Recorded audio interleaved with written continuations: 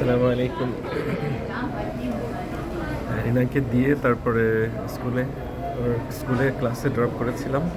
তারপর ওখান থেকে ড্রাইভিং লাইসেন্স রিনিউয়াল করার জন্যে আমি ড্রাইভিং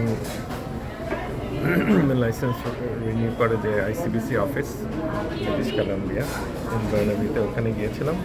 ওখান থেকে কাজটা সেরে তারপর টিম হোটেলে এসে সিটে কফি খাওয়ার জন্যে। তাই তো মোটামুটি এখানে কিছুক্ষণ আমাদের আগের কিছু পিকচার মোবাইলে ছিল, যেটা কালকে এই না আমাদের একটা মোবাইল থেকে আরেকটা মোবাইলের শাফল করা মানে ট্রান্সফার করার জন্য ট্রাই করছিল। তো পিছনে কিছু স্মৃতি চলে আসছে, তো সেটা ওই ছবিগুলো একটু দেখছিলাম আর একটু অর্গানাইজ করছিলাম। তো এর মধ্যে কফি খাওয়া শেষ হয়ে গেল।